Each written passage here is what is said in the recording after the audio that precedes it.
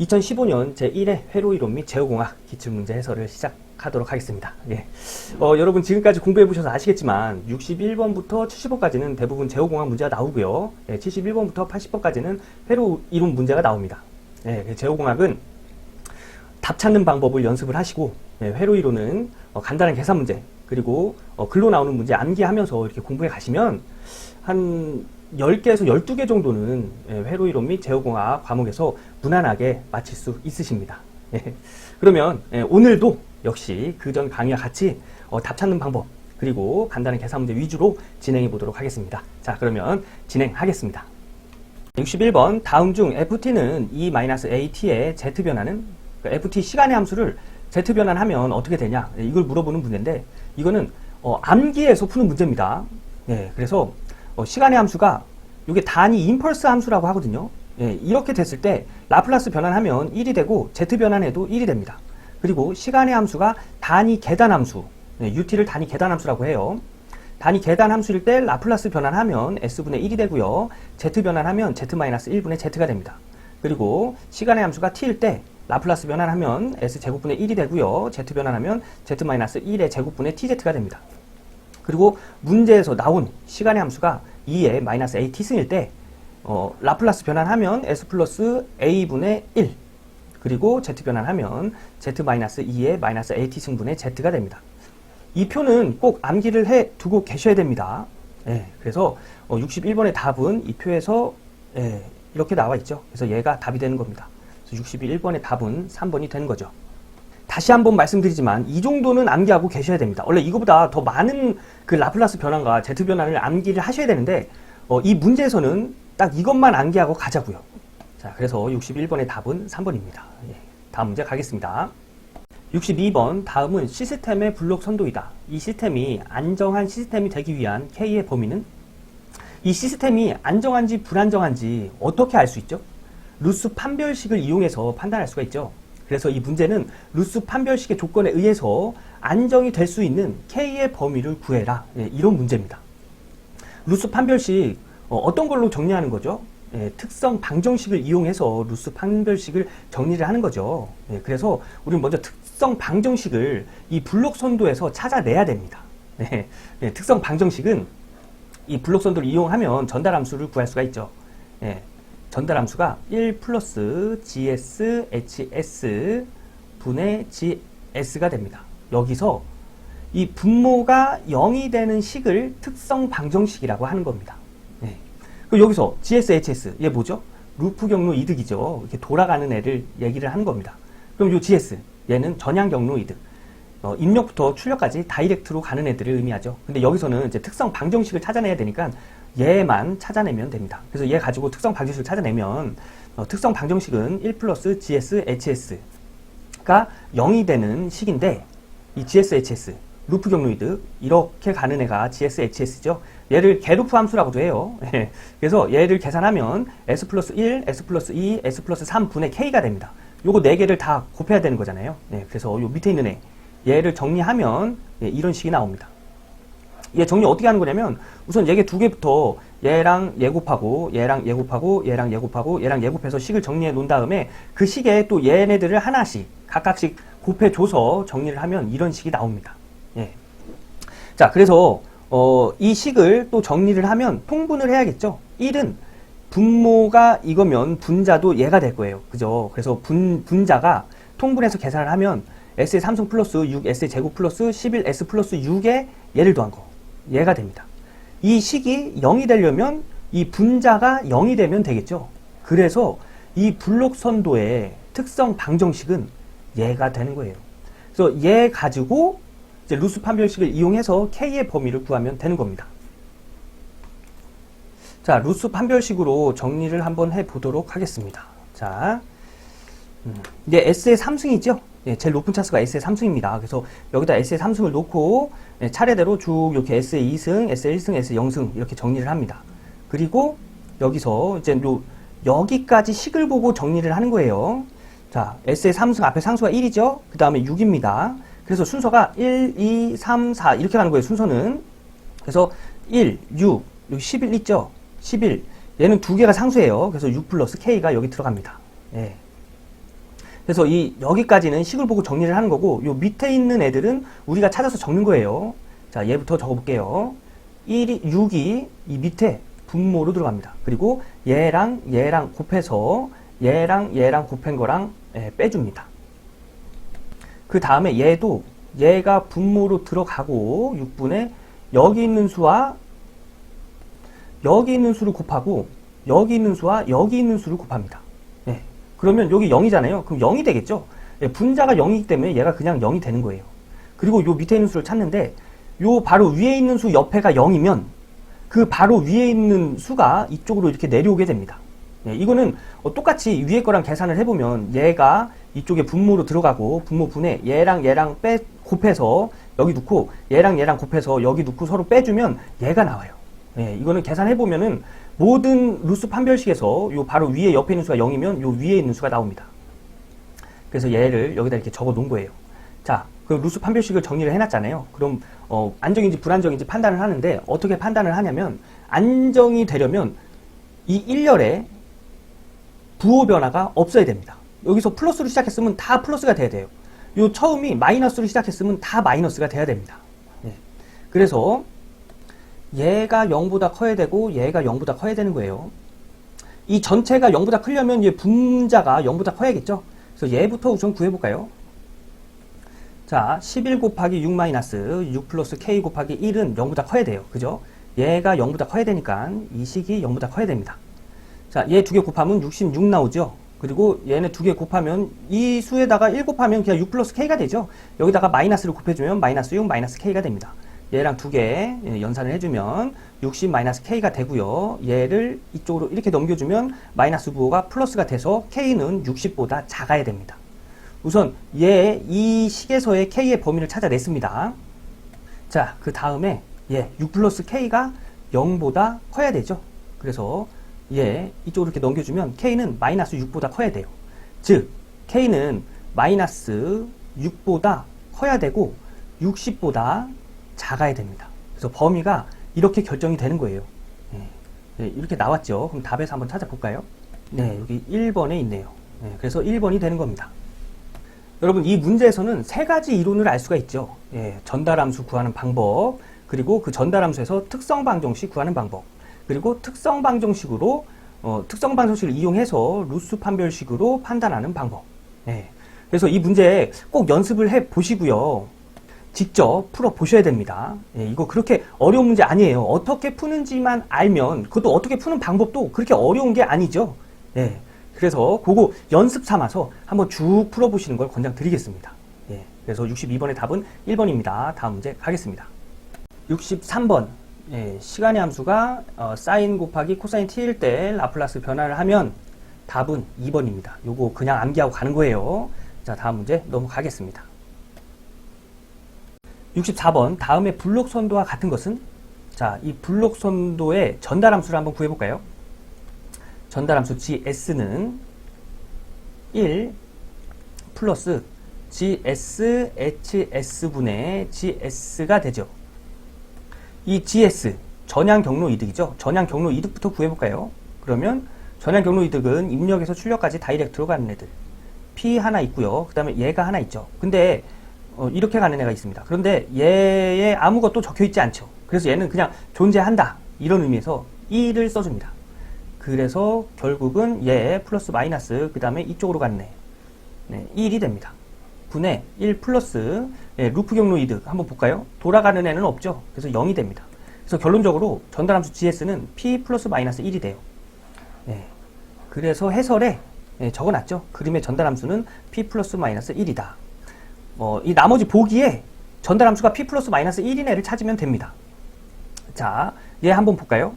gs는 전달함수 gs는 1 플러스 gs hs분의 gs죠. 자, 우선 전향 경로 이득부터 볼까요? 얘 하나 있네요. 그죠? 다이렉트로 가는 애 p가 하나 있고요. 그 다음에 이쪽으로 입력이 가서 출력으로 가는 애 얘가 있네요. 그래서 플러스 마이너스 p분의 1 곱하기 p가 되겠네요. 그리고 루프 경로 이득 1 플러스 루프 없지요. 그래서 얘도 0이 됩니다. 얘 계산하면 얘랑 이렇게 약분이 돼서 결국은 p 플러스 마이너스 1만 남네요. 얘랑 그림의 전달함수 얘랑 같지요. 그래서 답이 1번이 되는 겁니다. 여러분 요 나머지 애들도 여러분들이 천천히 한번 해보세요. 해보시고 나서 난 도저히 모르겠다. 답이 안 나온다. 난 얘네들 전달함수 알고 싶다. 하시는 분은 네이버 카페 전치모에 올려주십시오. 그럼 제가 알려드리도록 하겠습니다. 그래서 64번에는 1번입니다. 다음 문제 가겠습니다. 15번 자동제어계의 기본적인 구성에서 제어 요소는 무엇으로 구성되는가? 조절부와 조작부입니다. 제어 요소는 조절부와 조작부. 얘 암기하고 가는 겁니다. 얘 자주 나오는 문제니까 꼭 암기하셔야 돼요. 자, 그래서 65번엔 4번. 다음 문제 가겠습니다. 66번 다음과 같은 계전기 회로는 어떤 회로인가? 자, 이 회로 한번 동작을 시켜볼까요? 우선 PBS. PBS가 뭐냐면 푸시 버튼입니다. 손으로 딱 눌렀을 땐 선로를 이어주고 손을 딱 띄면은 선로가 끊기는 그런 회로입니다. 그래서 얘를 딱 누르면 전기가 이렇게 들어가서 타이머를 여자시키고요. 이렇게 가서 얘 A를 여자시키겠죠. 이때 타이머와 A에 관련된 접점들이 동작하게 됩니다. 자, A에 관련된 접점부터 볼까요? 그럼 요 A 접점, 떨어져 있던 접점이 동작해서 붙습니다. 이렇게 붙어요. 얘도 붙겠죠? 그래서 이렇게 이어주고요. 얘를 이렇게 이어줘서 이 램프에 불이 들어오게 합니다. 그 다음에 우리 푸시 버튼을 딱 놔볼까요? 그럼 딱 놨을 때도 이 접점이 붙어 있기 때문에 전기는 계속 이렇게 흘러서 타이머와 요 A를 여자시켜 줍니다. 이때 A가 여자 될 때 T도 같이 여자가 됐죠. 그럼 T에 관련된 타이머에 관련된 접점도 동작을 해야 됩니다. 그래서 여기 보시면 T에 B접점이 있죠. 얘가 타이머 B접점인데 한시 동작 순시 복귀의 그 접점입니다. 이게 무슨 얘기냐면 얘가 여자가 돼서 얘가 동작을 해야 되는데 언제 동작을 하냐? 일정 시간, 설정된 시간 후에 동작을 해라. 그런 표시입니다. 그리고 T가 소자됐을 때, 전기가 끊겼을 때, 타이머의 전기가 끊겼을 때는 바로 동작해라. 그런 바로 복귀해라. 그런 접점입니다. 그래서 얘가 동작했을 당시에 이제 여기에 타이머가 들어가요. 그래서 설정 시간 후에 이렇게 붙어있던 애가 툭 떨어집니다. 탁 떨어지면 이제 얘가 이제 소자가 되는 거죠. 전기가 끊겼다는 얘기예요. 소자가 되면 얘에 관련된 접점은 처음에 전기가 여자되기 전의 접점으로 다시 돌아가야 됩니다. 그래서 얘 접점이 붙어있던 애가 떨어져서 A 접점이 되고요. 또 여기 있는 접점도 B 접점으로 붙어있던 애가 떨어져서 A 접점이 됩니다. 여기서 B 접점은 붙은 애들을 B 접점이라고 그러고 떨어진 애들을 A 접점이라고 하는 거예요. 그래서 여기 불이 꺼지죠. 얘가 이제 A 접점이 되면 얘도 전기가 끊깁니다. 전기가 끊겼다는 거를 소자됐다고 얘기하는 거예요. 그래서 얘가 이제 소자돼서 처음과 같은 그런 회로로 딱 돌아오는 거죠. 그때 얘도 전기가 끊겼으니까 얘 관련된 접점도 복귀를 해야 되잖아요. 그래서 얘는 순시 복귀. 전원이 떨어졌을 때는 바로 처음에 있었던 그 자리로 복귀를 하는 거예요. 그래서 얘는 다시 이렇게 딱 붙는 거죠. 이런 회로는 간단히 얘기하자면 그거예요. 버튼을 눌렀을 때 불이 들어오고 일정 시간 후에 불이 꺼지는 그런 회로입니다. 그런 회로를 단안정 회로라고 합니다. 조금 복잡하죠. 그래서 이것도 그냥 문제와 답만 이렇게 암기하시고 가도 뭐 그게 큰 문제가 되는 문제는 아닌데 제가 지금 설명드린 거 이거 실전에도 많이 사용되는 그런 내용이니까 여러분 이번 기회에 이런 접점 같은 거 그 다음에 요 접점이 됐었을 때 그 순서 요런 거 이번 기회에 좀 알아가시면 도움이 되실 겁니다. 그래서 66번은 2번입니다. 자, 다음 문제 가겠습니다. 67번 응답이 최종값의 10%에서 90%까지 소요되는 시간은? 답은 상승 시간입니다. 이런 것도 다 내용이 있긴 한데 우리 요거 하나만 외우고 가자고요. 이 문제에서는 응답이 최종값 10%에서 90%까지 요하는 시간, 즉 전기가 처음에 들어갔을 때 요 최종값의 10% 부분 10%부터 최종값의 90%까지 가는 요 시간을 상승 시간이라고 합니다. 여기가 시간이에요. 요거 하나만 암기하고 가자고요. 이거 같이 외우면 복잡해집니다. 헷갈려요. 그래서 67번의 답은 1번입니다. 68번 이런 게루프 함수에서 근계적의 개수는?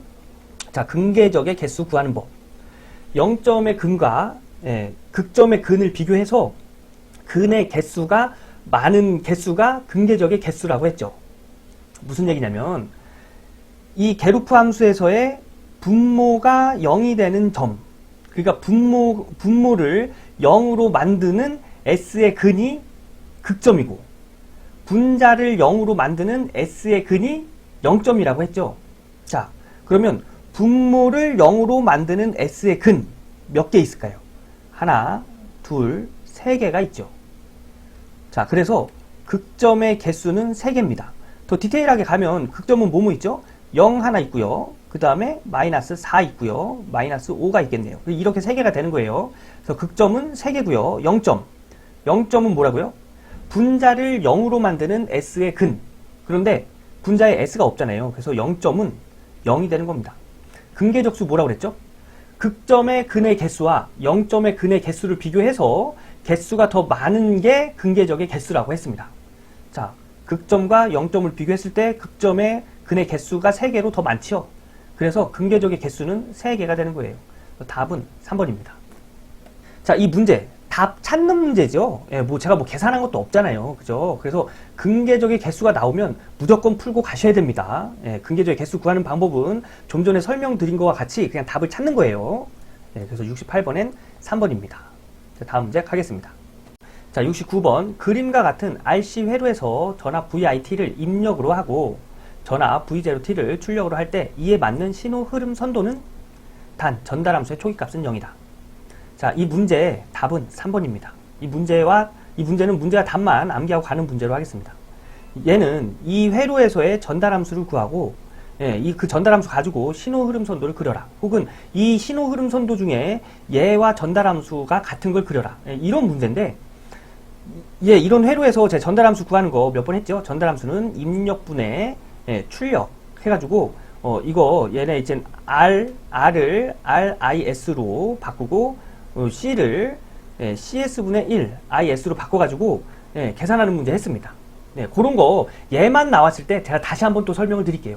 그리고 신호흐름 선도도 신호흐름 선도로 가지고 전달함수 구하는 그런 문제 몇 번 풀었는데 얘도 얘만 나왔을 때 자세하게 설명드리도록 하겠습니다. 네, 69번은 그냥 문제와 답만 암기하고 가는 그런 문제로 하겠습니다. 답은 3번입니다. 자, 다음 문제.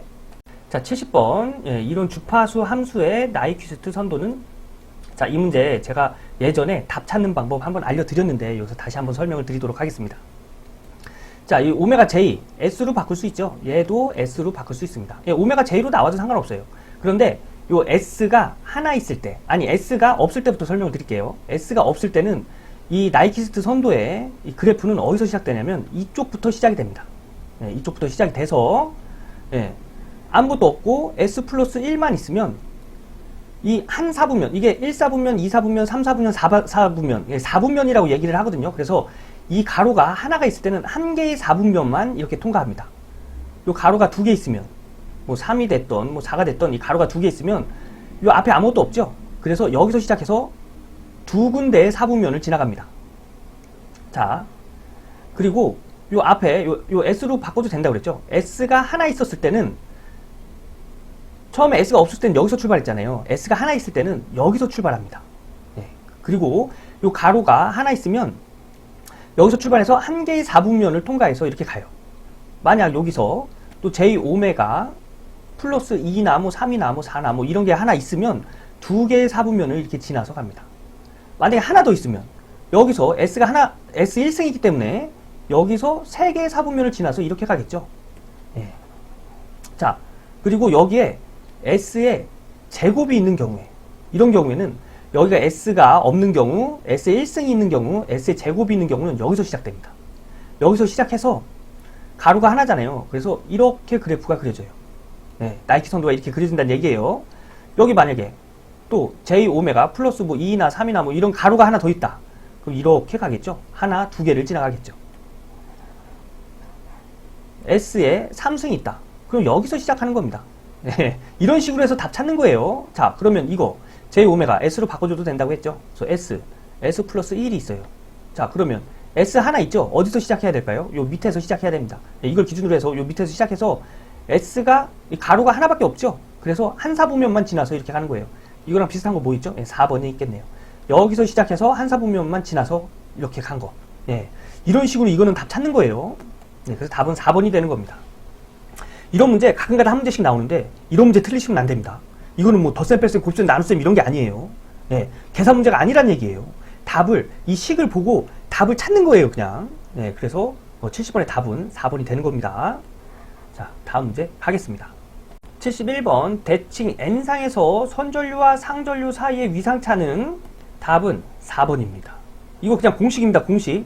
대칭 N상에서의 선전류와 상전류는 이만큼 위상차를 갖는다. 그래서 71번엔 4번입니다. 이거 암기하고 가는 문제입니다. 자, 다음 문제. 자, 72번 다음과 같은 외형파의 시료값. 자, 그래프를 보면 구형 반파와 이렇게 삼각파가 이렇게 있죠. 그리고 최대값이 5V입니다. 이때의 시료값은 루트 6분의 10입니다. 요거 암기하고 가겠습니다. 그래서 72번의 외형파의 시료값은 루트 6분의 10이라는 거 답 2번입니다. 다음 문제 가겠습니다. 자, 73번 어느 소자에 걸리는 전압 V는 3 코사인 3t 볼트이고 흐르는 전류 I는 마이너스 2 사인 3t 플러스 10도 암페어이다. 전압과 전류 간의 위상차는? 자, 이때 위상차는 전압의 위상과 전류의 위상차를 빼주면 알 수가 있습니다. 그런데 전압을 파형을 코사인 파이를 줬어요. 전류는 사인 파를 주고요. 그래서 코사인으로 맞히던가 사인으로 서로 파형을 맞춰줘서 위상을 빼줘야 됩니다. 그런데 대부분 사인 파로 맞추죠. 그래서 코사인 파를 사인 파로 맞추면 자, 코사인 파는 이렇게 그려집니다. 그죠? 근데 사인 파는 어떻게 그려지냐면 이렇게 그려져요. 이렇게 그려집니다. 그래서 얘가 코사인 파잖아요. 코사인 세타라고 하겠습니다. 코사인 세타는 요 사인 세타보다 90도가 앞선, 90도가 빠른 파형을 하고 있는 거예요. 이쪽으로 가는 게 빠른, 일로 가는 게 늦은, 이런 뜻입니다. 왜냐면 이 가로축 S축이 오메가 T라고 해서 시간의 개념이 있는 거예요. 좀 어렵죠? 그래서 그냥 이쪽으로 가면 빠른, 이쪽으로 가면 느린, 요렇게만 이해해 주시면 됩니다. 그래서 사인 파형의 90도를 빠르게 해줘야 코사인 파형이랑 같게 되는 거예요. 이게 사인 파라고 했죠? 사인 파형의 90도를 빠르게 이쪽으로 밀어줘야 코사인 파와 같아지는 겁니다. 그래서 3 코사인 3t를 3 사인으로 바꾼 거죠. 파형을 바꾸고 뒤에다가 90도를 더해준 거예요. 이거 개념이 좀 확 와닿진 않죠. 그래서 그냥 이쪽으로 가면 빠른, 늦은, 빠르게 할 때는 그 위상을 더해줘야 된다는 거, 이 뒤로 가면 위상을 빼줘야 된다는 거, 그런 식으로만 이해를 하시면 되겠습니다. 자, 그래서 전압 V를 사인파로 바꿔놓으면 이렇게 뒤에 90도가 더해진 이런 형태로 나옵니다. 자, 전류는 그냥 사인이죠. 근데 이 마이너스가 이 안쪽으로 들어갈 수가 있어요. 그래서 이 사인 3t 마이너스 10도가 되는 겁니다. 자, 문제에서 위상차 구해라고 했으니까 얘 위상차랑 얘 위상차를 빼주면 됩니다. 근데 위상차 3t 똑같죠? 그래서 그 파형이 같다는 얘기예요. 그래서 얘네들은 신경 안 써도 되고요. 90도 마이너스 10도를 빼주면 됩니다. 그럼 마이너스 해서 90 플러스 10 해서 여기 90 플러스 10 해서 100도가 나오겠죠? 그래서 답은 4번입니다. 이 문제에서 하나 알아가야 될 거는 사인파. 사인파는 그래프가 이렇게 그려진 파형이고 코사인은 90도 앞선 이렇게 구해지는 파형이기 때문에 이 코사인은 사인에 90도를 더해준 것과 같다. 요거 암기하고 다음 문제 가도록 하겠습니다. 74번 그림과 같은 단위 계단 함수는 답은 2번입니다.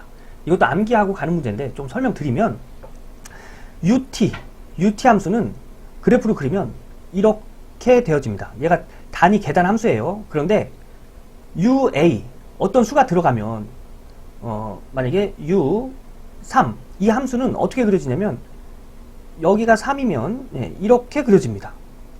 그럼 여기가 A면 여기가 A가 되겠죠. 그래서 이렇게 그려지는 거예요. 그래서 이 그래프는 이 그래프에다가 얘를 A만큼을 빼내면 이 그래프가 되죠. 그래서 UT-UA가 되는 거예요. 그래서 얘네 두 개 U로 묶으면 T-A가 이 그래프가 되는 겁니다.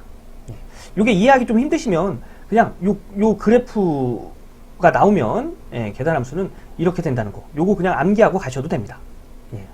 다음 문제 가겠습니다. 그래서 74번의 답은 2번입니다. 자, 75번. 권수가 2000회, 저항이 15옴인 솔레노이드 전류 10A를 흘릴 때 자속이 6 곱하기 10의 마이너스 2승 웨버가 발생하였다. 이 회로의 시정수는? 자, 시정수. 여기 보면 솔레노이드라고 했죠? 솔레노이드면 RL 회로입니다. 예, RL 회로의 시정수는 R분의 L로 나타내어진다는 거, 요거 암기하셔야 됩니다. 지금쯤이면 암기하고 계셔야 돼요.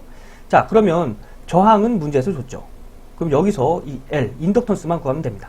근데 인덕턴스 구하는 공식 중에 Li는 N파이라는 공식이 있어요. 그래서 얘를 넘겨주면 L은 I분의 N파이. 얘가 되는 거예요. 자, 그러면 문제에서 전류 줬죠. 10 넣어주고, 그 다음에 권수 2000에 2000 곱하기, 자속 6 곱하기 10의 마이너스 2승 하면 인덕턴스는 12헨리가 되는 걸 알 수 있습니다. 그래서 여기에 10이 넣어주고, 저항 10이 넣어주면 시정수는 1이 되는 걸 알 수 있겠네요. 그죠? 그래서 75번엔 답이 1번입니다. 이 문제도 역시 간단한 계산 문제에 들어가는 거죠. 여러분, 이 문제는 시정수를 아직까지 암기하지 못하신 분은 시정수의 공식을 암기를 하시고요. 그리고 또 여기 인덕턴스 구하는 공식, 얘도 하나 더 알고 갈 수 있는 그런 문제죠. 그래서 75번엔 답이 1번이고요. 다음 문제 넘어가도록 하겠습니다. 76번. 어떤 2단자 쌍회로망의 Y 파라미터가 그림과 같이 이게 입력입니다. A의 A 다시 단자 간의 전압이 36V, 여기가 36V, 36V. 그 다음에 B와 B 다시 단자 간이 여기가 24V. 정전압원을 연결하였을 때 I1, I2 값은 단 Y 파라미터의 단위는 모음이다. 그러니까 Y 파라미터 가지고 여기 입력의 전류와 출력의 전류를 구해라. 이 문제입니다. 자, Y 파라미터 여기 줬죠?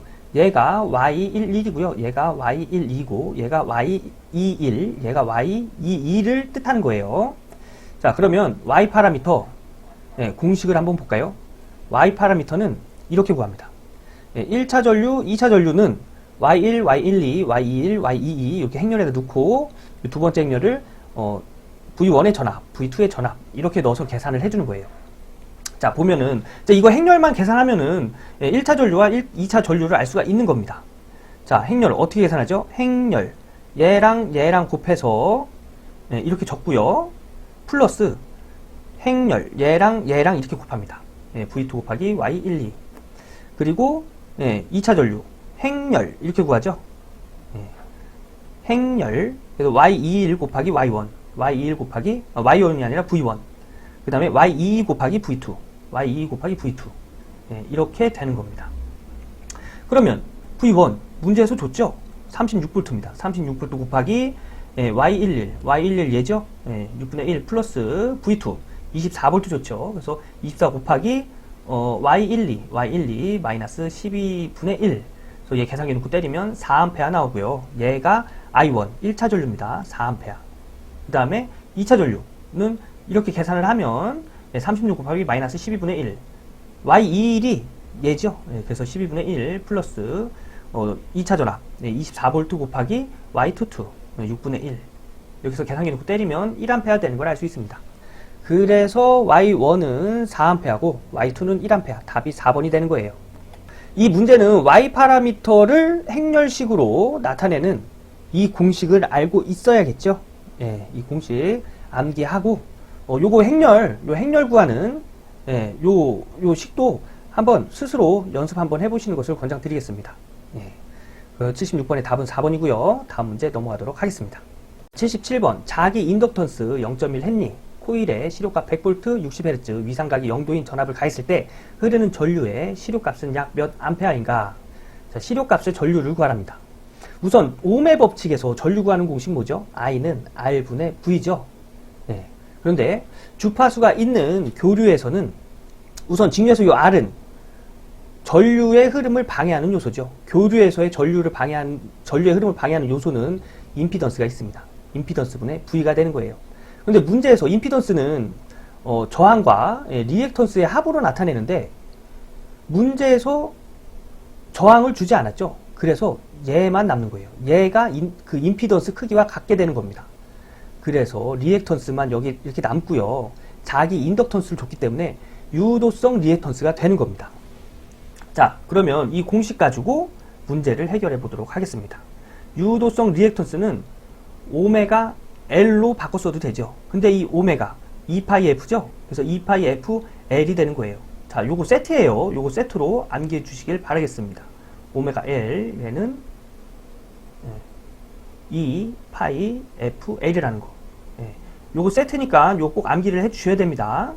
자, 그래서 2파이 곱하기 60L 줬죠. 주파수 60 곱하기 인덕턴스 0.1 헨리 줬습니다. 그래서 0.1 하면 유도성 리액턴스 XL은 이렇게 들어가고요. 유도성 리액턴스 자리에 얘가 이렇게 들어가고요. 우선 시료값 100V 줬죠. 그래서 V에 100V 들어가서 얘네들을 계산기에 넣고 때리면 전류값을 2.65A가 되는 걸 알 수 있습니다. 그래서 답은 3번이 되는 거죠. 자, 이 문제 간단한 계산 문제 들어가는 거죠. 간단한 계산 문제. 그래서 요거 스스로 한번 해보시면서 이 문제에서 저항을 주지 않았기 때문에 유도성 리액턴스 2파이 FL이 여기 들어가는구나. 이런 식으로 이해하시면서 이 문제 한번 쭉 혼자서 풀어보시길 권장드리겠습니다. 77번은 답이 3번입니다. 자, 다음 문제. 78번 이 전력대법으로 평형 3상 전력을 측정하였더니 한쪽의 지시가 500W, 다른 쪽의 지시가 1500W이었다. 피상 전력은 약 몇 볼트 암페어인가? 이 문제는 이 전력대법을 이용해서 피상 전력을 구해라. 이 문제입니다. 이 문제는 공식을 암기하고 계셔야 돼요. 암기하고 있어야 해결할 수 있는 문제입니다.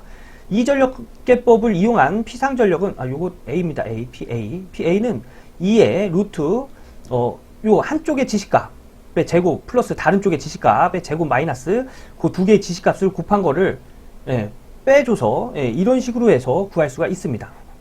그래서 이 문제는 여기 한쪽의 지시값 500W, 다른 쪽의 지시값 1500W 줬잖아요. 얘를 여기다 넣고 얘를 여기다 넣고 얘네 두 개를 곱해서 여기다 넣어서 계산기 넣고 그냥 때려주면 답을 찾을 수 있는 문제입니다. 그래서 요런 식으로 계산기에다 넣어가지고 계산을 하면 2646V 암페어가 나와요. 그래서 답은 3번입니다. 이 문제는 공식을 암기하고 있어야 해결할 수 있는 문제죠. 그래서 이 공식, 이 전력계법을 이용한 피상전력 요 공식 꼭 암기해 두셔야 됩니다.